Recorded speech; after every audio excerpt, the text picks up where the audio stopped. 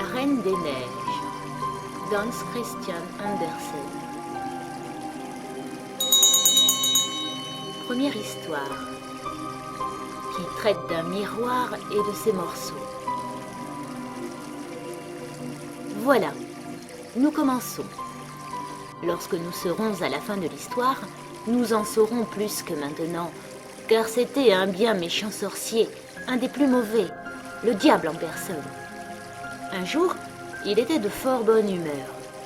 Il avait fabriqué un miroir dont la particularité était que le bien et le beau, en se réfléchissant en lui, se réduisaient à presque rien, mais que tout ce qui ne valait rien, tout ce qui était mauvais, apparaissait nettement et empirait encore. Le plus beau paysage y devenait des épinards cuits, et les plus jolies personnes y semblaient laides à faire peur. Ou bien elles se tenaient sur la tête et n'avaient pas de ventre. Les visages étaient si déformés qu'ils n'étaient pas reconnaissables. Et si l'on avait une tache de rousseur, c'est toute la figure, le nez, la bouche, qui étaient criblés de son. Le diable trouvait ça très amusant. Lorsqu'une pensée bonne et pieuse passait dans le cerveau d'un homme, la glace ricanait et le sorcier riait de sa prodigieuse invention. Tous ceux qui allaient à l'école des sorciers, car il avait créé une école de sorciers, racontaient à la ronde que c'est un miracle qu'il avait accompli là. Pour la première fois, disait-il, on voyait comment la terre et les êtres humains sont réellement. Ils couraient de tous côtés avec leur miroir, et bientôt, il n'y eut pas un pays, pas une personne qui n'eût été déformée là-dedans. Alors, ces apprentis sorciers voulurent voler vers le ciel lui-même, pour se moquer aussi des anges et de notre Seigneur. Plus ils volaient haut avec le miroir, plus ils ricanaient. C'est à peine s'ils pouvaient le tenir, et ils volaient de plus en plus haut, de plus en plus près de Dieu et des anges. Alors le miroir se mit à trembler si fort dans leurs mains qu'il leur échappa et tomba dans une chute vertigineuse sur la terre, où il se brisa en 1000 morceaux, que dis-je, en des millions, des milliards de morceaux. Et alors, ce miroir devint encore plus dangereux qu'auparavant. Certains morceaux n'étant pas plus grands qu'un grain de sable voltigeaient à travers le monde, et si par malheur quelques-uns les recevaient dans l'œil, le pauvre accidenté voyait les choses toutes de travers, ou bien ne voyait que ce qu'il y avait de mauvais en chaque chose. Le plus petit morceau du miroir ayant conservé le même pouvoir que le miroir tout entier. Quelques personnes eurent même la malchance qu'un petit éclat leur sauta dans le cœur, et alors c'était affreux. Le cœur devenait un bloc de glace. D'autres morceaux étaient, au contraire, si grands qu'on les employait pour faire des vitres, et il n'était pas bon dans ce cas de regarder ses amis à travers elles. D'autres petits bouts servirent à faire des lunettes. Alors, tout allait encore plus mal. Si quelqu'un les mettait pour bien voir et juger d'une chose en toute équité, le malin riait à s'en faire éclater le ventre, ce qui le chatouillait agréablement. Mais ce n'était pas fini comme ça. Dans l'air volaient encore quelques parcelles du miroir. Écoutez plutôt. Deuxième histoire. Un petit garçon et une petite fille. Dans une grande ville où il y a tant de maisons et tant de monde qu'il ne reste pas assez de place pour que chaque famille puisse avoir son petit jardin, 2 enfants pauvres avaient un petit jardin. Ils n'étaient pas frères et sœurs, mais s'aimaient autant que s'ils l'avaient été. Leurs parents habitaient juste en face les uns des autres, là où le toit d'une maison touchait presque le toit de l'autre, séparés seulement par les gouttières. Une petite fenêtre s'ouvrait dans chaque maison, et il suffisait d'enjamber les gouttières pour passer d'un logement à l'autre. Les familles avaient chacune devant sa fenêtre une grande caisse où poussaient des herbes potagères dont elles se servaient dans la cuisine, et dans chaque caisse poussait aussi un rosier qui se développait admirablement. Un jour, les parents eurent l'idée de placer les caisses en travers des gouttières, de sorte qu'elles se rejoignaient presque d'une fenêtre à l'autre et formaient un jardin miniature. Les tiges de pois pendaient autour des caisses et les branches des rosiers grimpaient autour des fenêtres, se penchaient les unes vers les autres, un vrai petit arc de triomphe de verdure et de fleurs. Comme les caisses étaient placées très haut, les enfants savaient qu'ils n'avaient pas le droit d'y grimper seuls, mais on leur permettait souvent d'aller l'un vers l'autre, de s'asseoir chacun sur leur petit tabouret sous les roses, et ils ne jouaient nulle part mieux que là. L'hiver, ce plaisir-là était fini. Les vitres étaient couvertes de givre, mais alors chaque enfant faisait chauffer sur le poêle une pièce de cuivre et la plaçait un instant sur la vitre gelée. Il se formait un petit trou rond à travers lequel épiait à chaque fenêtre un petit œil très doux, celui du petit garçon d'un côté, celui de la petite fille de l'autre. Lui s'appelait Kay et elle, Gerda. L'été, ils pouvaient d'un bond venir l'un chez l'autre. L'hiver, il fallait d'abord descendre les nombreux étages d'un côté et les remonter ensuite de l'autre. Dehors, la neige tourbillonnait. « Ce sont les abeilles blanches qui papillonnent », disait la grand-mère. « Est-ce qu'elles ont aussi une reine ?» demanda le petit garçon. « Mais bien sûr, » dit la grand-mère. « Elle vole là où les abeilles sont les plus serrées. C'est la plus grande de toutes, et elle ne reste jamais sur la terre. Elle remonte dans les nuages noirs. »« Nous avons vu ça bien souvent, » dirent les enfants. Et ainsi ils surent que c'était vrai. « Est-ce que la reine des neiges peut entrer ici ?» demanda la petite fille. « Elle n'a qu'à venir, » dit le petit garçon. « Je la mettrai sur le poêle brûlant et elle fondra aussitôt. » Le soir, le petit Kay, à moitié déshabillé, grimpa sur une chaise près de la fenêtre et regarda par le trou d'observation. Quelques flocons de neige tombaient au dehors, et l'un de ceux-ci, le plus grand, atterrit sur le rebord d'une des caisses de fleurs. Ce flocon grandit peu à peu et finit par devenir une dame vêtue du plus fin voile blanc fait de millions de flocons en forme d'étoiles. Elle était belle, si belle, faite de glace aveuglante et scintillante, et cependant vivante. Ses yeux étincelaient comme deux étoiles, mais il n'y avait en eux ni calme ni repos. Elle fit vers la fenêtre un signe de la tête et de la main. Le petit garçon, tout effrayé, sauta à bas de la chaise. Il lui sembla alors qu'un grand oiseau au dehors passait en plein vol devant la fenêtre.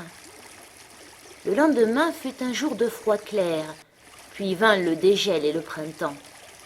Cet été-là, les roses fleurirent magnifiquement. Gerda avait appris un psaume où l'on parlait des roses.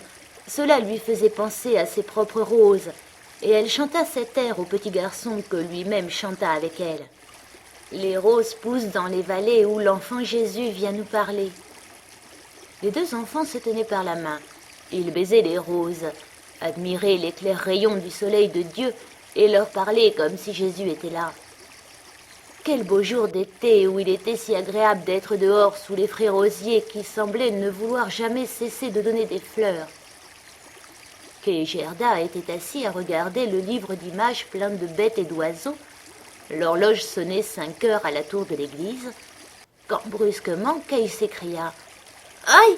Quelque chose m'a piqué au cœur et une poussière m'est entrée dans l'œil. » La petite fille le prit par le cou, il cligna des yeux. Non, on ne voyait rien. « Je crois que c'est parti, » dit-il. Mais ce ne l'était pas du tout.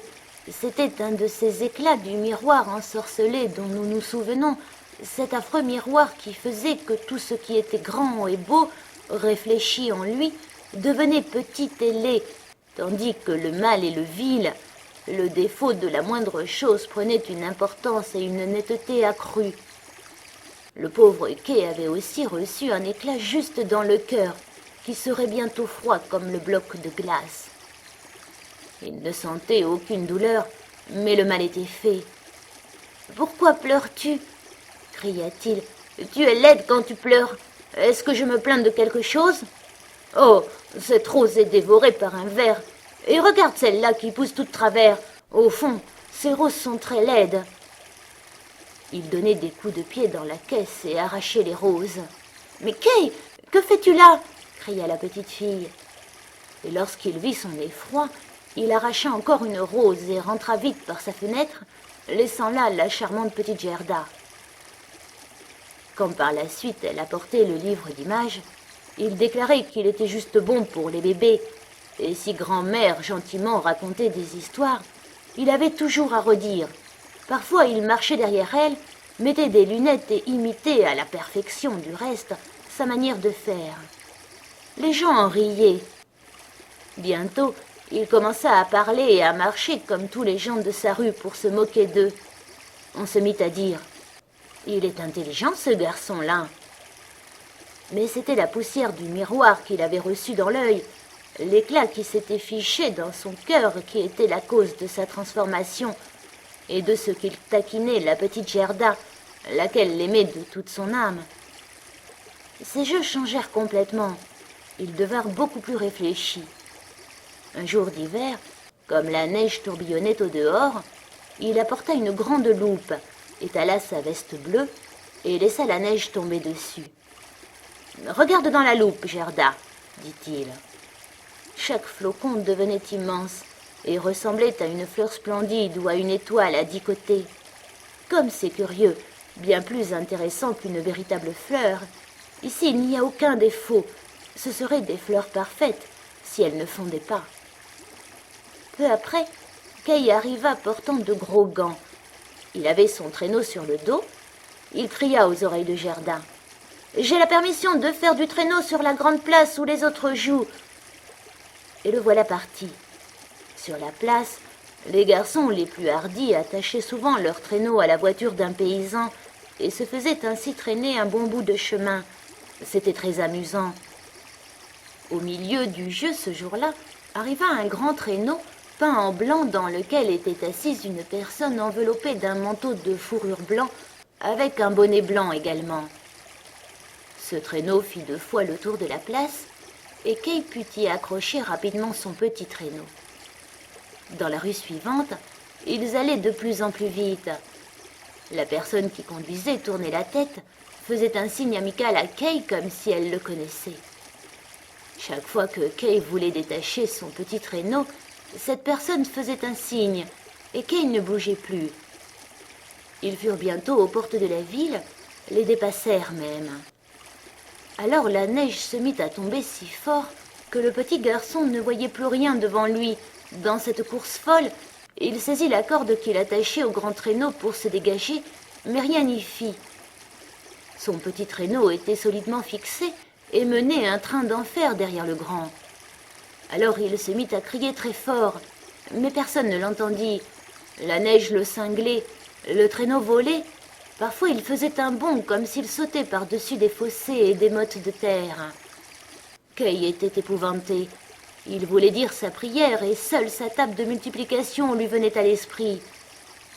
Les flocons de neige devenaient de plus en plus grands. À la fin, on eût dit de véritables maisons blanches. Le grand traîneau fit un écart puis s'arrêta, et la personne qui le conduisait se leva. Son manteau et son bonnet n'étaient faits que de neige, et elle était une dame si grande et si mince, étincelante, la reine des neiges. « Nous en avons fait du chemin, » dit-elle. « Mais tu es glacé, viens dans ma peau d'ours. » Elle le prit près d'elle dans le grand traîneau, l'enveloppa du manteau. Il semblait à l'enfant tomber dans des gouffres de neige. « As-tu encore froid ?» demanda-t-elle en l'embrassant sur le front. Son baiser était plus glacé que la glace et lui pénétra jusqu'au cœur déjà à demi glacé. Il crut mourir, un instant seulement. Après, il se sentit bien. Il ne remarquait plus le froid. « Mon traîneau, n'oublie pas mon traîneau !» C'est la dernière chose dont se souvint le petit garçon. Le traîneau fut attaché à une poule blanche qui vola derrière eux en le portant sur son dos. La Reine des Neiges posa encore une fois un baiser sur le front de Kay. Alors, il sombra dans l'oubli total. Il avait oublié Gerda, la grand-mère et tout le monde à la maison. « Tu n'auras pas d'autre baiser, » dit-elle, « car tu en mourrais. » Kay la regarda. Qu'elle était belle. Il ne pouvait s'imaginer visage plus intelligent, plus charmant. Elle ne lui semblait pas du tout de glace comme le jour où il l'avait aperçue de la fenêtre et où il lui avait fait des signes d'amitié. À ses yeux, elle était aujourd'hui la perfection, il n'avait plus du tout peur. Il lui raconta qu'il savait calculer de tête, même avec des chiffres décimaux, qu'il connaissait la superficie du pays et le nombre de ses habitants. Elle lui souriait. Alors il sembla à l'enfant qu'il ne savait au fond que peu de choses, et ses yeux s'élevèrent vers l'immensité de l'espace. La reine l'entraînait de plus en plus haut. Ils volèrent par-dessus les forêts et les océans, les jardins et les pays. Au-dessous d'eux, le vent glacé sifflait, les loups hurlaient, la neige étincelait, les corbeaux croassaient. Mais tout en haut brillait la lune, si grande et si claire. Au matin, il dormait au pied de la Reine des Neiges. Troisième histoire. Le jardin de la magicienne. Mais que disait la petite Gerda maintenant que Kay n'était plus là? Où était-il? Personne ne le savait. Personne ne pouvait expliquer sa disparition. Les garçons savaient seulement qu'ils l'avaient vu attacher son petit traîneau à un autre très grand qui avait tourné dans la rue et était sorti de la ville. Nul ne savait où il était. On versa des larmes. La petite Gerda pleura beaucoup et longtemps. Ensuite on dit qu'il était mort, qu'il était tombé dans la rivière coulant près de la ville. Les jours de cet hiver-là furent longs et sombres. Enfin vint le printemps et le soleil. « Kay est mort et disparu », disait la petite Gerda. « Nous ne le croyons pas », répondaient les rayons du soleil. « Il est mort et disparu », dit-elle aux hirondelles. « Nous ne le croyons pas », répondait-elle. À la fin, la petite Gerda ne le croyait pas non plus. « Je vais mettre mes nouveaux souliers rouges, dit-elle un matin, ceux que Kay n'a jamais vus, et je vais aller jusqu'à la rivière l'interroger. » Il était de bonne heure, elle embrassa sa grand-mère qui dormait, mit ses souliers rouges, et toute seule sortit par la porte de la ville vers le fleuve. « Est-il vrai que tu m'as pris mon petit camarade de jeu? Je te ferai cadeau de mes souliers rouges si tu me le rends. » Il lui sembla que les vagues lui faisaient signe. Alors elle enleva ses souliers rouges, ceux auxquels elle tenait le plus, et elle les jeta tous les deux dans l'eau. Mais ils tombèrent tout près du bord et les vagues les repoussèrent tout de suite vers elle, comme si la rivière ne voulait pas les accepter, puisqu'elle n'avait pas pris le petit Kay. Gerda crut qu'elle n'avait pas lancé les souliers assez loin. Alors elle grimpa dans un bateau qui était là entre les roseaux. Elle alla jusqu'au bout du bateau et jeta de nouveau ses souliers dans l'eau. Par malheur, le bateau n'était pas attaché, et dans le mouvement qu'elle fit, il s'éloigna de la rive. Elle s'en aperçut aussitôt et voulut retourner à terre, mais avant qu'elle n'y eût réussi, il était déjà loin sur l'eau et il s'éloignait de plus en plus vite. Alors la petite Gerda fut prise d'une grande frayeur et se mit à pleurer, mais personne ne pouvait l'entendre excepté les moineaux, et ils ne pouvaient pas la porter. Ils volaient seulement le long de la rive en chantant comme pour la consoler. « Nous voici, nous voici !» Le bateau s'en allait à la dérive. La pauvre petite était là, toute immobile sur ses bas. Les petits souliers rouges flottaient derrière, mais ne pouvaient atteindre la barque qui allait plus vite. « Peut-être la rivière va-t-elle m'emporter auprès de Kay ?» pensa Gerda en reprenant courage. Elle se leva et durant des heures admira la beauté des rives verdoyantes. Elle arriva ainsi à un grand champ de cerisiers où se trouvait une petite maison avec de drôles de fenêtres, rouges et bleues, et un toit de chaume. Devant elle, 2 soldats de bois présentaient les armes à ceux qui passaient. Gerda les appelait, croyant qu'ils étaient vivants, mais naturellement ils ne répondirent pas. Elle les approcha de tout près, et le flot poussa la barque droit vers la terre. Gerda appela encore plus fort. Alors sortit de la maison une vieille femme qui s'appuyait sur un bâton accroché. Elle portait un grand chapeau de soleil orné de ravissantes fleurs peintes. « Pauvre petit enfant, dit la vieille, comment es-tu venue sur ce fort courant qui t'emporte loin dans le vaste monde ?» La vieille femme entra dans l'eau, accrocha le bateau avec le crochet de son bâton, le tira à la rive et en fit sortir la petite fille. Gerda était bien contente de toucher le sol sec, mais un peu effrayée par cette vieille femme inconnue. Viens me raconter qui tu es et comment tu es ici, disait-elle. La petite fille lui expliqua tout, et la vieille branlait la tête en faisant Et comme Gerda, lui ayant tout dit, lui demandait si elle n'avait pas vu le petit Kay, la femme lui répondit qu'il n'avait pas passé encore, mais qu'il allait sans doute venir, qu'il ne fallait en tout cas pas qu'elle s'en attriste, mais qu'elle entre goûter ses confitures de cerises, admirer ses fleurs plus belles que celles d'un livre d'images. Chacune d'elles savait raconter une histoire. Alors elle prit Gerda par la main, et elles entrèrent dans la petite maison dont la vieille ferma la porte. Les fenêtres étaient situées très haut, et les vitres en étaient rouges, bleues et jaunes. La lumière du jour y prenait des teintes étranges, mais sur la table, il y avait de délicieuses cerises. Gerda en mangea autant qu'il lui plut. Tandis qu'elle mangeait, la vieille peignait sa chevelure avec un peigne d'or, et ses cheveux blonds bouclés et brillaient autour de son aimable petit visage, tout rond, semblable à une rose. « J'avais tant envie d'avoir une si jolie petite fille, » dit la vieille. « Tu vas voir comme nous allons bien nous entendre. » À mesure qu'elle peignait les cheveux de Gerda, la petite oubliait de plus en plus son camarade de jeu, car la vieille était une magicienne, mais pas une méchante sorcière. Elle s'occupait un peu de magie comme ça, seulement pour son plaisir personnel, et elle avait très envie de garder la petite fille auprès d'elle. C'est pourquoi elle sortit dans le jardin, tendit sa canne accrochée vers tous les rosiers, et quoique chargés des fleurs les plus ravissantes, ils disparurent dans la terre noire. On ne voyait même plus où ils avaient été. La vieille femme avait peur que Gerda, en voyant les roses, ne vînt à se souvenir de son rosier à elle, de son petit camarade Kay, et qu'elle ne s'enfuit. Ensuite, elle conduisit Gerda dans le jardin fleuri. Oh, quel parfum délicieux! Toutes les fleurs et les fleurs de toutes les saisons étaient là dans leur plus belle floraison.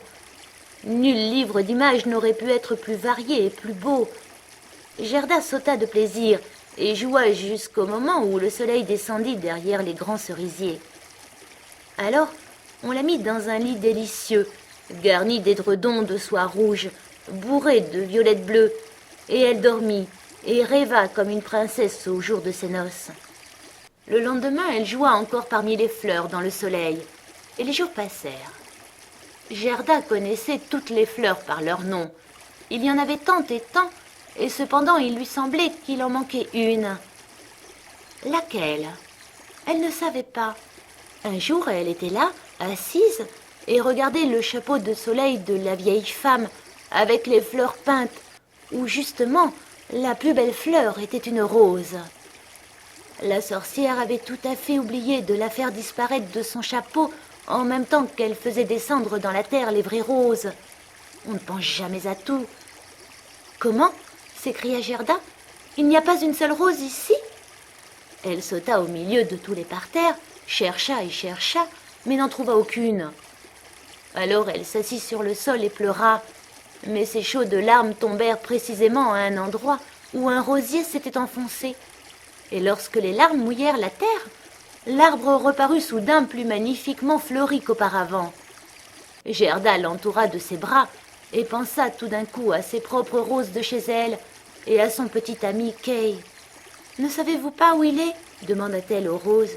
« Croyez-vous vraiment qu'il soit mort et disparu ?»« Non, il n'est pas mort, » répondirent les roses. « Nous avons été sous la terre, tous les morts y sont, et Kay n'y était pas. »« Oh, merci, merci à vous !» dit Gerda, allant vers les autres fleurs. Elle regarda dans leur calice en demandant « Ne savez pas où se trouve le petit Kay ?» Mais chaque fleur debout au soleil rêvait sa propre histoire. Gerda en entendit tant et tant.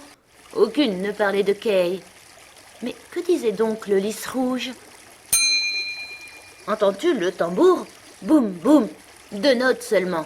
Boum, boum. Écoute le chant de deuil de ces femmes, l'appel du prêtre. Dans son long sari rouge, la femme hindoue est debout sur le bûcher. Les flammes montent autour d'elle et de son époux défunt. Mais la femme hindoue pense à l'homme qui est vivant dans la foule autour d'elle, à celui dont les yeux brûlent plus ardent que les flammes, celui dont le regard touche son cœur plus que cet incendie qui bientôt réduira son corps en cendres. La flamme du cœur peut-elle mourir dans les flammes du bûcher? Je n'y comprends rien du tout, dit la petite Gerda. C'est là mon histoire, dit le lys rouge. Et que disait le liseron? Là-bas, au bout de l'étroit sentier de montagne, est suspendu un vieux castel. Le lierre épais pousse sur les murs rongés, feuille contre feuille, jusqu'au balcon où se tient une ravissante jeune fille. Elle se penche sur la balustrade et regarde au loin sur le chemin. Aucune rose dans le branchage n'est plus fraîche que cette jeune fille. Aucune fleur de pommier que le vent arrache à l'arbre et emporte au loin n'est plus légère. Dans le froufrou de sa robe de soie, elle s'agite. Ne vient-il pas? Est-ce de Kay que tu parles? Demanda Gerda. Je ne parle que de ma propre histoire, de mon rêve, répondit le liseron. Mais que dit le petit perce-neige? Dans les arbres, cette longue planche suspendue par 2 cordes, c'est une balançoire. 2 délicieuses petites filles, les robes sont blanches, de longs rubans verts flottent à leur chapeau, y sont assises et se balancent. Le frère plus grand qu'elle se met debout sur la balançoire. Il passe un bras autour de la corde pour se tenir, il tient d'une main une petite coupe, de l'autre une pipe d'écume, et il fait des bulles de savon. La balançoire va et vient. Les bulles de savon au teint irisé s'envolent. La dernière tient encore à la pipe et se penche dans la brise. La balançoire va et vient. Le petit chien noir, aussi léger que les bulles de savon, se dresse sur ses pattes de derrière et veut aussi monter. Mais la balançoire vole, le chien tombe, il aboie, il est furieux, on rit de lui, les bulles éclatent. Voilà, une planche qui se balance, une écume qui se brise, voilà ma chanson. C'est peut-être très joli ce que tu dis là, mais tu le dis tristement, et tu ne parles pas de Kay. Que dit la Jacinthe? Il y avait 3 sœurs délicieuses, transparentes et délicates. La robe de la première était rouge, celle de la seconde bleue, celle de la troisième toute blanche. Elles dansaient en se tenant par la main près du lac si calme, au clair de lune. Elles n'étaient pas filles des elfes, mais bien enfants des hommes. L'air embaumé d'un exquis parfum. Les jeunes filles disparurent dans la forêt. Le parfum devenait de plus en plus fort. 3 cercueils où étaient couchées les ravissantes filles glissaient d'un fourré de la forêt dans le lac. Les vers luisants volaient autour comme de petites lumières flottantes. Dormaient-elles, ces belles filles? Étaient-elles mortes? Le parfum des fleurs dit qu'elles sont mortes. Les cloches sonnent pour les défuntes. « Tu me rends malheureuse, » dit la petite Gerda. « Tu as un si fort parfum qui me fait penser à ces petites filles. Hélas, le petit Kay est-il vraiment mort? Les roses qui ont été sous la terre me disent que non. » Sonnèrent les clochettes des Jacinthes. « Nous ne sonnons pas pour le petit Kay, nous ne le connaissons pas. Nous chantons notre chanson. C'est la seule que nous sachions. » Gerda se tourna alors vers le bouton d'or qui brillait parmi les feuilles vertes luisant. « Tu es un vrai petit soleil, » lui dit Gerda. « Dis-moi si tu sais où je trouverai mon camarade de jeu. » Le bouton d'or brillait tant qu'il pouvait et regardait aussi la petite fille. Mais quelle chanson savait-il? On n'y parlait pas non plus de Kay. Dans une petite ferme, le soleil brillait au premier jour du printemps. Ses rayons frappaient le bas du mur blanc du voisin et tout près poussaient les premières fleurs jaunes, or lumineux, dans ses chauds rayons. Grand-mère était assise dehors dans son fauteuil, sa petite fille, la pauvre et jolie servante rentrée d'une courte visite, elle embrassa la grand-mère. Il y avait de l'or du cœur dans ses baisers bénis, de l'or sur les lèvres, de l'or au fond de l'être, de l'or dans les claires heures du matin. « Voilà ma petite histoire, » dit le bouton d'or. « Ma pauvre vieille grand-mère, » soupira Gerda. « Elle me regrette sûrement et elle s'inquiète comme elle s'inquiétait pour Kay. Mais je rentrerai bientôt et je ramènerai Kay. Cela ne sert à rien que j'interroge les fleurs. Elles ne connaissent que leurs propres chansons. Elles ne savent pas me renseigner. Elle retroussa sa petite robe pour pouvoir courir plus vite, mais le narcisse lui fit un croc en jambe au moment où elle sautait par-dessus lui. Alors elle s'arrêta, regarda la haute fleur et demanda « Sais-tu par hasard quelque chose ?» Elle se pencha très bas pour être près de lui. « Et que dit-il ?»« Je me vois moi-même, je me vois moi-même. Oh, quel parfum je répands ! Là-haut dans la mansarde, à demi vêtue, se tient une petite danseuse, tantôt sur une jambe, tantôt sur les deux. Elle envoie promener le monde entier de son pied.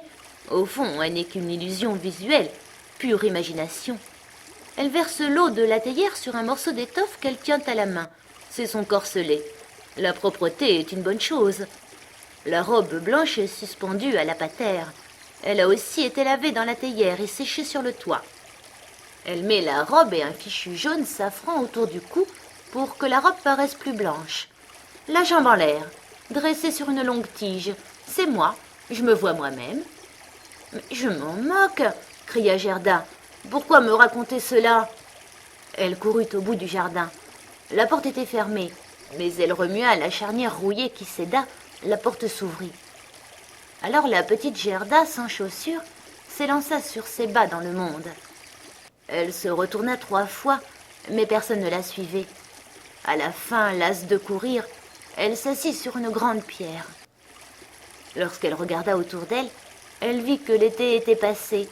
On était très avancé dans l'automne, ce qu'on ne remarquait pas du tout dans le jardin enchanté où il y avait toujours du soleil et toutes les fleurs de toutes les saisons.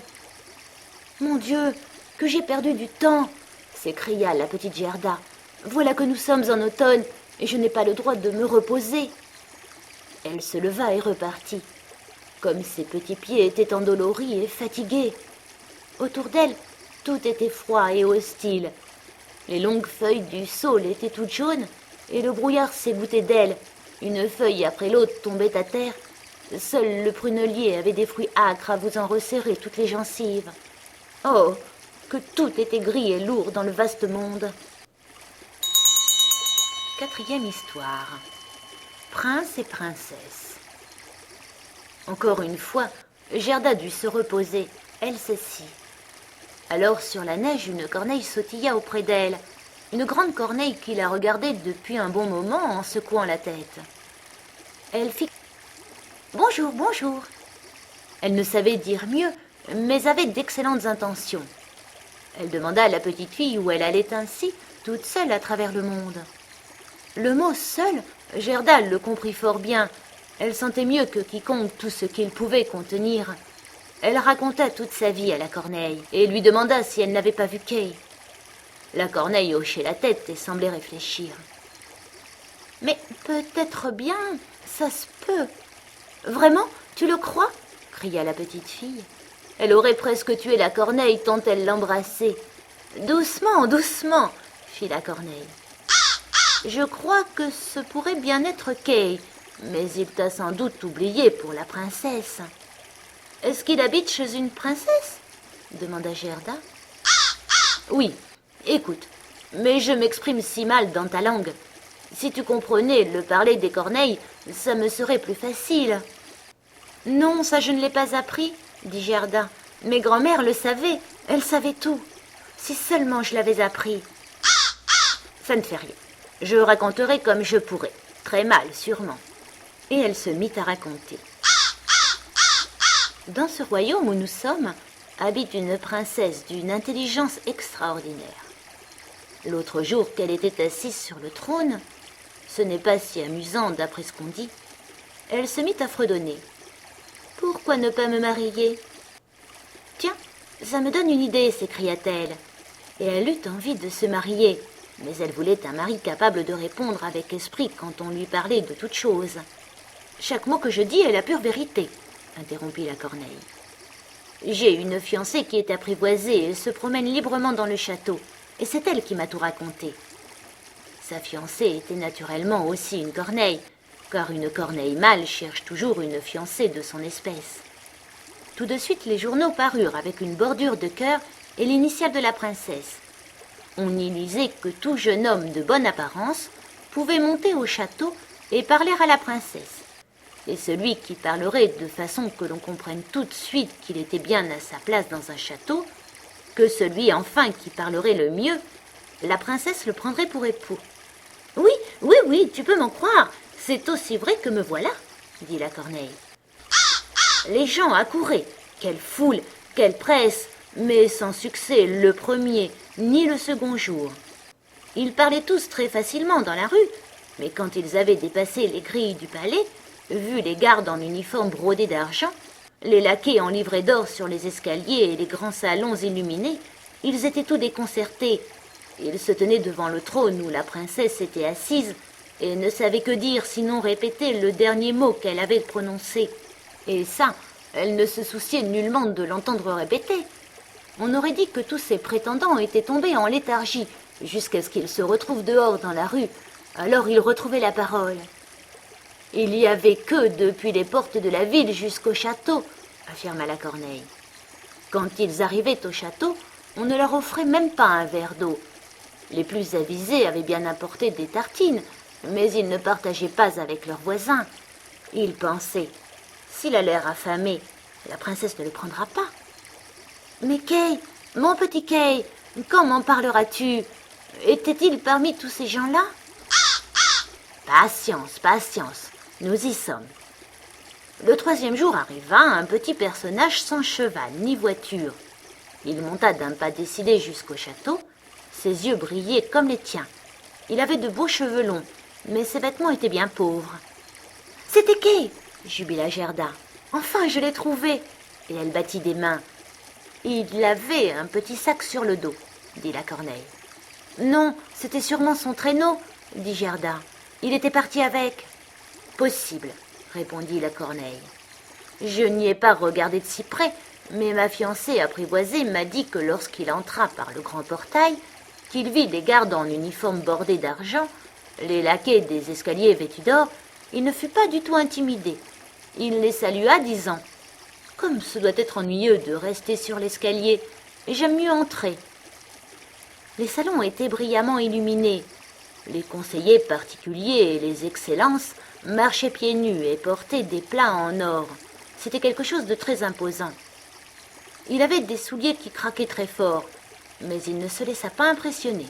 « C'est sûrement Kay, » dit Gerda. « Je sais qu'il avait des souliers neufs, et je les entendais craquer dans la chambre de grand-mère. » Mais plein d'assurance, il s'avança jusque devant la princesse qui était assise sur une perle grande comme une roue de rouet. Toutes les dames de la cour avec leurs servantes, et les servantes de leurs servantes, et tous les chevaliers avec leurs serviteurs, et les serviteurs de leurs serviteurs, qui eux-mêmes avaient droit à un petit valet, se tenaient debout tout autour, et plus ils étaient près de la porte, plus ils avaient l'air fiers. Le valet du domestique du premier serviteur qui se promène toujours en pantoufles, on ose à peine le regarder tellement il a l'air fier debout devant la porte. Mais est-ce que Kay a tout de même eu la princesse? Si je n'étais pas Corneille, je l'aurais prise. Il était décidé et charmant. Il n'était pas venu en prétendant, mais seulement pour juger de l'intelligence de la princesse, et il la trouva remarquable. Et elle le trouva très bien aussi. « C'était lui, c'était Kay !» s'écria Gerda. « Il était si intelligent, et il savait calculer de tête, même avec les chiffres de 6 mots.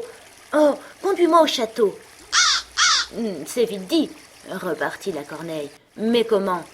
J'en parlerai à ma fiancée apprivoisée. Elle saura nous conseiller, car il faut bien que je te dise qu'une petite fille comme toi ne peut pas entrer là régulièrement. »« Si, j'irai, » dit Gerda.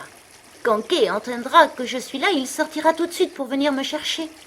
Attends-moi là, près de l'escalier. » Elle secoua la tête et s'envola. Il faisait nuit lorsque la corneille revint. « fit-elle. Ma fiancée te fait dire 1000 choses, et voici pour toi un petit pain qu'elle a pris à la cuisine. Ils ont assez de pain là-dedans et tu dois avoir faim. Il est impossible que tu entres au château. Tu n'as pas de chaussures. Les gardes en argent et les laquais en or ne le permettraient pas. Mais ne pleure pas. Tu vas pouvoir tout de même y aller. Ma fiancée connaît un petit escalier dérobé qui conduit à la chambre à coucher, et elle sait où elle peut en prendre la clé. » Alors la corneille et Gerda s'en allèrent dans le jardin, dans les grandes allées où les feuilles tombaient l'une après l'autre. puis au château où les lumières s'éteignaient l'une après l'autre. Et la corneille conduisit Gerda jusqu'à une petite porte de derrière qui était entrebâillée. Oh, comme le cœur de Gerda battait d'inquiétude et de désir, comme si elle faisait quelque chose de mal. Et pourtant, elle voulait seulement savoir s'il s'agissait bien de Kay. Oui, ce ne pouvait être que lui. Elle pensait si intensément à ses yeux intelligents, à ses longs cheveux. Elle le voyait vraiment sourire comme lorsqu'ils étaient à la maison sous les roses. Il serait sûrement content de la voir, de savoir quel long chemin elle avait fait pour le trouver. Et voilà dans l'escalier où brûlait une petite lampe sur un buffet. Au milieu du parquet se tenait la corneille apprivoisée qui tournait la tête de tous les côtés et considérait Gerda, laquelle fit une révérence comme grand-mère le lui avait appris. « Ma fiancée m'a dit tant de bien de vous, ma petite demoiselle, » dit la corneille apprivoisée. « Du reste, votre curriculum vitae, comme on dit, est si touchant. Voulez-vous tenir la lampe? Je marcherai devant. Nous irons tout droit. Ici, nous ne rencontrerons personne. »« Il me semble que quelqu'un marche juste derrière nous, » dit Gerda. Quelque chose passa près d'elle en bruissant sur les murs glissés des ombres. Chevaux en crinière flottante et aux jambes fines, jeunes chasseurs, cavaliers et cavalières. « Rêve que tout cela, » dit la corneille. « Ils viennent seulement orienter vers la chasse les rêves de nos princes. Nous pourrons d'autant mieux les contempler dans leur lit. Mais autre chose, si vous entrez en grâce et prenez de l'importance ici, vous montrerez-vous reconnaissante ?»« Ne parlons pas de ça, » dit la corneille de la forêt. Ils entrèrent dans la première salle tendue de satin rose à grandes fleurs. Les rêves les avaient dépassés et couraient si vite que Gerda ne put apercevoir les hauts personnages. Les salles se succédaient l'une plus belle que l'autre, on en était impressionné, et ils arrivèrent à la chambre à coucher. Le plafond ressemblait à un grand palmier aux feuilles de verre précieux, et au milieu du parquet se trouvaient accrochés à une tige d'or 2 lits qui ressemblaient à des lits. L'un était blanc, et la princesse y était couchée. L'autre était rouge, et c'est dans celui-là que Gerda devait chercher le petit Kay. Elle écarta quelques pétales rouges et aperçut une nuque brune. « Oh, c'est Kay !» cria-t-elle tout haut en élevant la lampe vers lui. Les rêves à cheval bruissaient dans la chambre. Il s'éveilla, tourna la tête vers elle. Et ce n'était pas le petit Kay. Le prince ne lui ressemblait que par la nuque, mais il était jeune et beau. Alors la petite Gerda se mit à pleurer. Elle raconta toute son histoire et ce que les corneilles avaient fait pour l'aider. « Pauvre petite !» s'exclamèrent le prince et la princesse. Ils louèrent grandement les corneilles, déclarant qu'ils n'étaient pas du tout fâchés, mais qu'elles ne devaient tout de même pas recommencer. Cependant, ils voulaient leur donner une récompense. « Voulez-vous voler librement ?»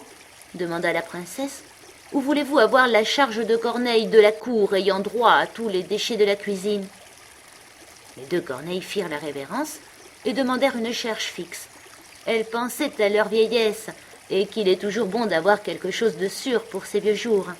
La princesse se leva de son lit et permit à Gerda d'y dormir. Il ne pouvait vraiment faire plus.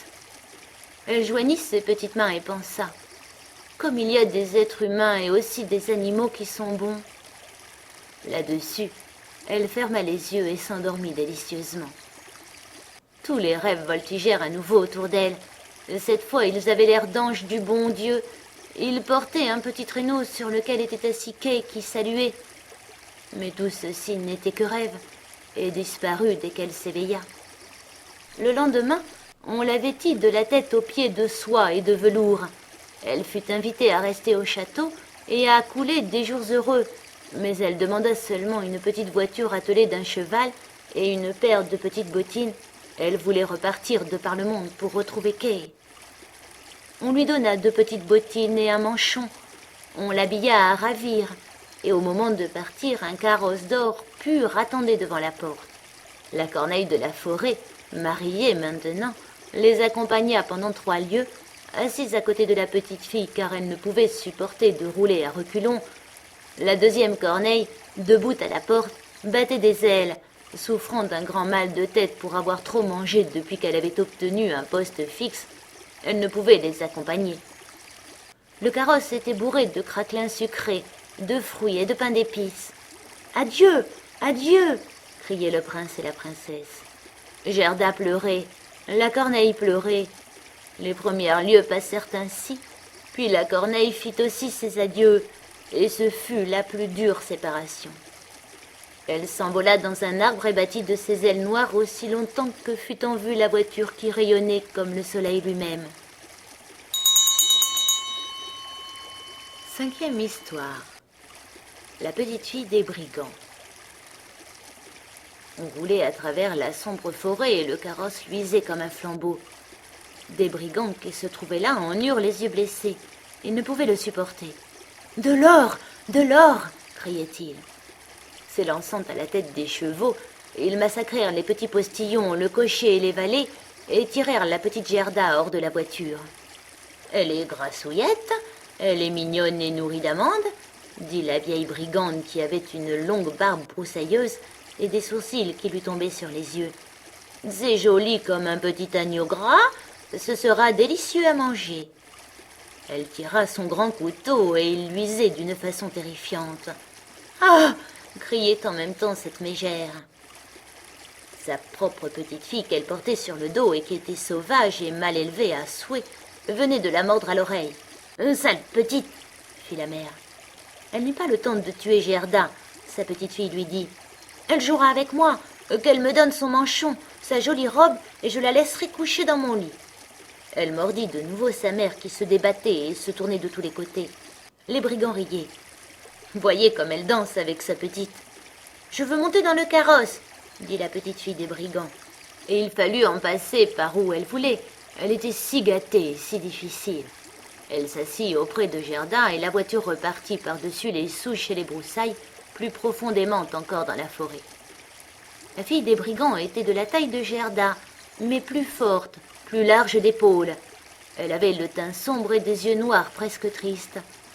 Elle prit Gerda par la taille, disant « Ils ne te tueront pas tant que je ne serai pas fâchée avec toi.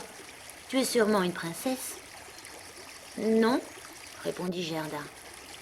Et elle lui raconta tout ce qui lui était arrivé et combien elle aimait le petit Kay. La fille des brigands la regardait d'un air sérieux. Elle fit un signe de la tête. Elle essuya les yeux de Gerda et mit ses deux mains dans le manchon. Qu'il était doux! Le carrosse s'arrêta.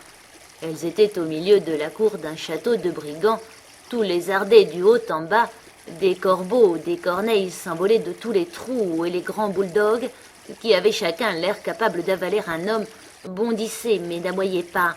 Cela leur était défendu. Dans la grande vieille salle noire de suie, brûlait sur le dallage de pierre un grand feu. La fumée montait vers le plafond et cherchait une issue. Une grande marmite de soude bouillait et sur des broches rôtissaient lièvres et lapins. « Tu vas dormir avec moi et tous mes petits animaux préférés, » dit la fille des brigands. Après avoir bu et mangé, elles allèrent dans un coin où il y avait de la paille et des couvertures. Au-dessus, sur des lattes et des barreaux, se tenaient une centaine de pigeons qui avaient tous l'air de dormir, mais ils tournèrent un peu la tête à l'arrivée des fillettes. « Ils sont tous à moi, » dit la petite fille des brigands. Elle attrapa un des plus proches, le tint par les pattes. « Embrasse-le » cria-t-elle en le claquant à la figure de Gerda. « Et voilà toutes les canailles de la forêt » continua-t-elle en montrant une quantité de barreaux masquant un trou très haut dans le mur. « Ce sont les canailles de la forêt, ces deux-là. Ils s'envolent tout de suite si on ne les enferme pas bien. Et voilà le plus chéri, mon vieux B. » Elle tira par une corne un renne qui portait un anneau de cuivre poli autour du cou et qui était attaché. « Il faut aussi l'avoir à la chaîne, celui-là, sans quoi il bondit et s'en va. Tous les soirs, je lui caresse le cou avec mon couteau aiguisé. Il en a une peur terrible, » ajouta-t-elle. Elle prit un couteau dans une fente du mur et le fit glisser sur le cou du pauvre renne qui ruait, mais la fille des brigands ne faisait qu'en rire. Elle entraîna Gerda vers le lit. « Est-ce que tu le gardes près de toi pour dormir ?» demanda Gerda. « Je dors toujours avec mon couteau, » dit la fille des brigands. « On ne sait jamais ce qui peut arriver. Mais répète-moi ce que tu me racontais de Kay. » Tandis que la petite Gerda racontait, les pigeons de la forêt roucoulaient là-haut dans leur cage. Les autres pigeons dormaient. La fille des brigands dormait et ronflait, une main passée autour du coude de Gerda et le couteau dans l'autre. Mais Gerda ne put fermer l'œil, ne sachant si elle allait vivre ou mourir. Alors les pigeons de la forêt dirent « Grou, grou, nous avons vu le petit Kay. Une poule blanche portait son traîneau. Lui était assis dans celui de la Reine des Neiges, qui volait bas au-dessus de la forêt. Nous étions dans notre nid. La reine a soufflé sur tous les jeunes et tous sont morts, sauf nous deux. Grou, grou. Que dites-vous là-haut ? Cria Gerda. Où la Reine des Neiges est-elle partie ? Elle allait sûrement vers la Laponie où il y a toujours de la neige et de la glace. Demande aux reines qui est attachée à la corde. Il y a de la glace et de la neige, c'est agréable et bon, dit le renne. Là, on peut sauter libre dans les grandes plaines brillantes. C'est là que la Reine des Neiges a sa tente d'été.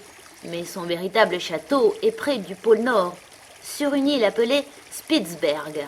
« Oh, mon Kay, mon petit Kay !» soupira Gerda. « Si tu ne te tiens pas tranquille, dit la fille des brigands à demi réveillée, je te plante le couteau dans le ventre. » Au matin, Gerda raconta à la fillette ce que les pigeons, le renne, lui avaient dit, et la fille des brigands avait un air très sérieux. Elle disait « Ça m'est égal, ça m'est égal. » « Sais-tu où est la Laponie ?» demanda-t-elle au renne. « Qui pourrait le savoir mieux que moi ?» répondit l'animal dont les yeux étincelèrent. « C'est là que je suis né, que j'ai joué et bondi sur les champs enneigés. »« Écoute, » dit la fille des brigands à Gerda, « tu vois que maintenant tous les hommes sont partis. La mer est toujours là et elle restera. Mais bientôt elle va se mettre à boire à même cette grande bouteille là-bas, et elle se paiera ensuite un petit somme supplémentaire. Alors je ferai quelque chose pour toi. » Lorsque la mère eut bu la bouteille et se fut endormie, la fille des brigands alla vers le renne et lui dit « Cela m'aurait amusé de te chatouiller encore souvent le cou avec mon couteau aiguisé, car tu es si amusant quand tu as peur, mais tant pis. Je vais te détacher et t'aider à sortir pour que tu puisses courir jusqu'en Laponie. Mais il faudra prendre tes jambes à ton cou et m'apporter cette petite fille au château de la Reine des Neiges où est son camarade de jeu. Tu as sûrement entendu ce qu'elle a raconté. Elle parlait assez fort et tu es toujours à écouter. » Le renne sauta en l'air de joie. La fille des brigands souleva Gerda et prit la précaution de l'attacher fermement sur le dos de la bête. Elle la fit même asseoir sur un petit coussin. « Ça m'est égal, dit-elle. Prends tes bottines fourrées car il fera froid. Mais le manchon, je le garde. Il est trop joli. Et comme je ne veux pas que tu aies froid, voilà les immenses moufles de ma mère. Et elles te monteront jusqu'au coude. Fourre-toi tes mains là-dedans. Et voilà, par les mains tu ressembles à mon affreuse mère. » Gerda pleurait de joie. « Assez de pleurnicherie, je n'aime pas ça. Tu devrais avoir l'air contente, au contraire. Voilà 2 pains et un jambon, tu ne souffriras pas de la faim. » Elle attacha les 2 choses sur le renne, ouvrit la porte, enferma les grands chiens, puis elle coupa avec son couteau la corde du renne et lui dit « Va maintenant, cours, mais fais bien attention à la petite fille. » Gerda tendit ses mains gantées des immenses moufles vers la fille des brigands pour dire adieu, et le renne détala par-dessus les buissons et les souches, à travers la grande forêt, par les marais et par la steppe. Il courait tant qu'il pouvait. Les loups hurlaient, les corbeaux croassaient. Le ciel faisait pfff, comme s'il éternuait rouge. « C'est la chère vieille aurore boréale, » dit le renne. « Regarde cette lumière. » Et il courait de jour et de nuit. On mangea les pains et le jambon aussi. Et ils arrivèrent en Laponie. 6e histoire. La femme lapone et la finnoise. Ils s'arrêtèrent près d'une petite maison très misérable. Le toit descendait jusqu'à terre et la porte était si basse que la famille devait ramper sur le ventre pour y entrer. Il n'y avait personne au logis qu'une vieille femme lapone qui faisait cuire du poisson sur une lampe à huile de fouet de morue. Le renne lui raconta toute l'histoire de Gerda, mais d'abord la sienne qui semblait être beaucoup plus importante, et Gerda était si transie de froid qu'elle ne pouvait pas parler. « Hélas, pauvre de vous !» s'écria la femme. « Vous avez encore beaucoup à courir, au moins 100 lieues encore pour atteindre le Finnmark. C'est là qu'est la maison de campagne de la Reine des Neiges, et les aurores boréales s'y allument chaque soir. Je vais vous écrire un mot sur un morceau de morue, je n'ai pas de papier, et vous le porterez à la femme finnoise là-haut. Elle vous renseignera mieux que moi. » Lorsque Gerda fut un peu réchauffée, quand elle eut bu et mangé, la femme Lapogne écrivit quelques mots sur un morceau de morue séchée, recommanda à Gerda d'y faire bien attention, attacha de nouveau la petite fille sur le renne et en route. Foup, foup, entendait-on dans l'air la plus jolie lumière bleue brûler là-haut. Ils arrivèrent en Finnmark et frappèrent à la cheminée de la Finnoise, car là il n'y avait même pas de porte. Quelle chaleur dans cette maison! La Finnoise y était presque nue, petite et malpropre. Elle défit rapidement les vêtements de Gerda, lui enleva les moufles et les bottines pour qu'elle n'ait pas trop chaud, mit un morceau de glace sur la tête du renne et commença à lire ce qui était écrit sur la morue séchée. Elle lut et relut 3 fois. Ensuite, comme elle le savait par cœur, elle mit le morceau de poisson à cuire dans la marmite. C'était bon à manger et elle ne gaspillait jamais rien. Le renne raconta d'abord sa propre histoire, puis celle de Gerda. La Finnoise clignait de ses yeux intelligents, mais ne disait rien. « Tu es très remarquable, » dit le renne. « Je sais que tu peux attacher tous les vents du monde avec un simple fil à coudre. Si le marin défait un nœud, il a bon vent. S'il défait un second nœud, il vente forte. Et s'il défait le 3e et le 4e, la tempête est si terrible que les arbres des forêts sont renversés. Ne veux-tu pas donner à cette petite fille un breuvage qui lui assure la force de 12 hommes et lui permette de vaincre la Reine des Neiges ?»« La force de 12 hommes, dit la Finnoise. Oui, ça suffira bien. » Elle alla vers une tablette, y prit une grande peau roulée, la déroula. D'étranges lettres y étaient gravées. La Finnoise les lisait et des gouttes de sueur tombaient de son front. Le renne la pria encore si fort pour Gerda, et la petite la regarda avec des yeux si suppliants, si pleins de larmes, que la Finnoise se remit à cligner des siens. Elle attira le renne dans un coin et lui murmura quelque chose tout en lui mettant de la glace fraîche sur la tête. Le petit Kay est en effet chez la Reine des Neiges, et il y est parfaitement heureux.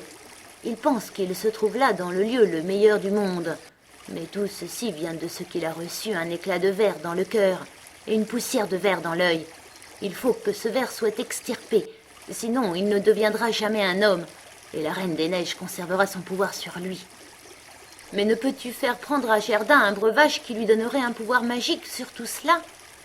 Je ne peux pas lui donner un pouvoir plus grand que celui qu'elle a déjà. Ne vois-tu pas comme il est grand ?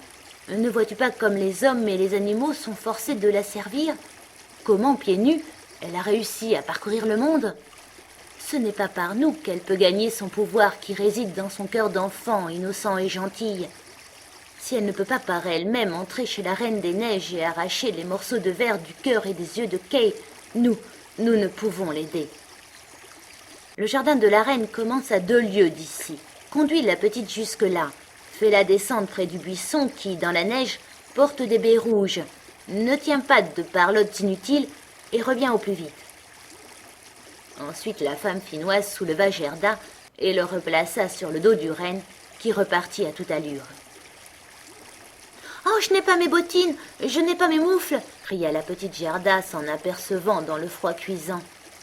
Le renne n'osait pas s'arrêter, il courait. Enfin, il arriva au grand buisson qui portait des baies rouges. Là, il mit Gerda à terre, l'embrassa sur la bouche.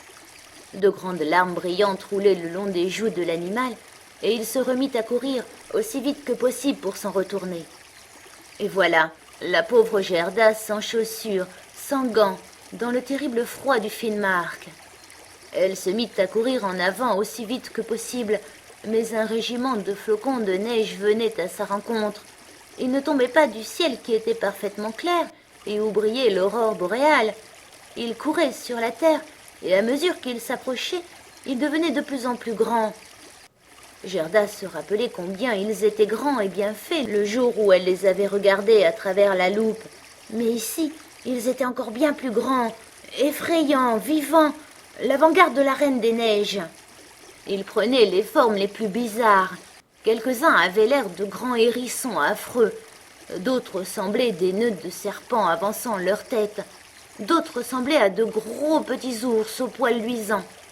Ils étaient tous d'une éclatante blancheur. Alors la petite Gerda se mit à dire sa prière. « Le froid était si intense que son haleine sortait de sa bouche comme une vraie fumée. Cette haleine devint de plus en plus dense et se transforma en petits anges lumineux qui grandissaient de plus en plus en touchant la terre. Ils avaient tous des casques sur la tête, une lance et un bouclier dans les mains. Ils étaient de plus en plus nombreux. Lorsque Gerda eut fini sa prière, ils formaient une légion autour d'elle. Ils combattaient de leurs lances les flocons de neige et les faisaient éclater en 1000 morceaux, et la petite Gerda s'avança d'un pas assuré, intrépide. Les anges lui tapotaient les pieds et les mains. Elle ne sentait plus le froid et marchait rapidement vers le château. Maintenant, il nous faut d'abord voir comment était Kay. Il ne pensait absolument pas à la petite Gerda, et encore moins qu'elle pût être là devant le château. 7e histoire. Ce qui s'était passé au château de la Reine des Neiges et ce qui eut lieu par la suite. Les murs du château étaient faits de neige pulvérisée, les fenêtres et les portes de vent coupant. Il y avait plus de 100 salles formées par des tourbillons de neige. La plus grande s'étendait sur plusieurs lieues, toutes étaient éclairées de magnifiques aurores boréales. Elles étaient grandes, vides, glacialement froides et étincelantes. Aucune gaieté ici, pas le plus petit bal d'ours où le vent aurait pu souffler, et les ours blancs marchaient sur leurs pattes de derrière en prenant des airs distingués. Pas la moindre partie de cartes amenant des disputes et des coups, pas la moindre invitation au café de ces demoiselles, les renardes blanches. Les salons de la Reine des Neiges étaient vides, grands et glacés. Les aurores boréales luisaient si vivement et si exactement que l'on pouvait prévoir le moment où elles seraient à leur apogée et celui où, au contraire, elles seraient à leur décrue la plus marquée. Au milieu de ces salles neigeuses, vides et sans fin, il y avait un lac gelé dont la glace était brisée en 1000 morceaux, mais en morceaux si identiques les uns aux autres que c'était une véritable merveille. Au centre trônait la Reine des Neiges quand elle était à la maison. Elle disait qu'elle siégerait là sur le miroir de la raison, l'unique et le meilleur au monde. Le petit quai était bleu de froid, même presque noir, mais il ne le remarquait pas. Un baiser de la reine lui avait enlevé la possibilité de sentir le frisson du froid, et son cœur était un bloc de glace, ou tout comme. Il cherchait à droite et à gauche quelques morceaux de glace plats et coupants qu'il disposait de 1000 manières. Il voulait obtenir quelque chose comme nous autres lorsque nous voulons obtenir une image en assemblant de petites plaques de bois découpées, ce que nous appelons jeu chinois ou puzzle. Lui aussi voulait former des figures, et les plus compliquées, ce qu'il appelait le jeu de glace de la raison, qui prenait à ses yeux une très grande importance, par suite de l'éclat de verre qu'il avait dans l'œil. Il formait avec ces morceaux de glace un mot, mais n'arrivait jamais à obtenir le mot exact qu'il aurait voulu, le mot éternité. La Reine des Neiges lui avait dit « Si tu arrives à former ce mot, tu deviendras ton propre maître. Je t'offrirai le monde entier et une paire de nouveaux patins. » Mais il n'y arrivait pas. « Maintenant, je vais m'envoler vers les pays chauds, » dit la reine. « Je veux jeter un coup d'œil dans les marmites noires. » Elle parlait des volcans qui crachent le feu, l'Etna et le Vésuve. « Je vais les blanchir. Un peu de neige, cela fait partie du voyage et fait très bon effet sur les citronniers et la vigne. » Elle s'envola et Kay resta seul dans les immenses salles vides. Il regardait les morceaux de glace et réfléchissait. Il réfléchissait si intensément que tout craquait en lui, assis là, raide, immobile. On aurait pu le croire mort, gelé. Et c'est à ce moment que la petite Gerda entra dans le château par le grand portail fait de vent aigu. Elle récita sa prière du soir et le vent s'apaisa comme s'il allait s'endormir. Elle entra dans la grande salle vide et glacée. Elle vit Kay, elle le reconnut, elle lui sauta au cou, le tint serré contre elle et elle criait « Kay, mon gentil petit Kay, je te retrouve enfin !» Mais lui restait immobile, raide et froid. Alors Gerda pleura de chaudes larmes qui tombèrent sur la poitrine du petit garçon, pénétrèrent jusqu'à son cœur, firent fondre le bloc de glace, entraînant l'éclat de verre qui se trouvait là. Alors Kay éclata en sanglots. Il pleura si fort que la poussière de glace coula hors de son œil. Il reconnut Gerda et cria débordant de joie. « Gerda, chère petite Gerda, où es-tu restée si longtemps? Où ai-je été moi-même » Il regarda alentour. « Qu'il fait froid ici, que tout est vide et grand !» Il se serrait contre sa petite amie qui riait et pleurait de joie. Un infini bonheur s'épanouissait. Les morceaux de glace eux-mêmes dansaient de plaisir. Et lorsque les enfants s'arrêtèrent, fatigués, ils formaient justement le mot que la Reine des Neiges avait dit à Kay de composer. Éternité. Il devenait donc son propre maître. Elle devait lui donner le monde et une paire de patins neufs. Gerda lui baisa les joues et elle devint rose. Elle baisa ses yeux et ils brillèrent comme les siens. Elle baisa ses mains et ses pieds et il redevint sain et fort. La Reine des Neiges pouvait rentrer. La lettre de franchise de Kay était là, écrite dans les morceaux de glace étincelants. Éternité. Alors les deux enfants se prirent par la main et sortirent du grand château. Ils parlaient de grand-mère et des rosiers sur le toit. Les vents s'apaisaient, le soleil se montrait. Ils atteignirent le buisson aux baies rouges. Le renne était là et les attendait. Il avait avec lui une jeune femelle dont le pis était plein. Elle donna aux enfants son lait chaud et les baisa sur la bouche. Les deux animaux portèrent Kay et Gerda d'abord chez la femme finnoise, où ils se réchauffèrent dans sa chambre et qui leur donna des indications pour le voyage de retour. Puis chez la femme Lapone, qui leur avait cousu des vêtements neufs et avait préparé son traîneau.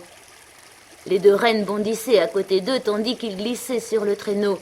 Ils les accompagnèrent jusqu'à la frontière du pays où se montraient les premières verdures.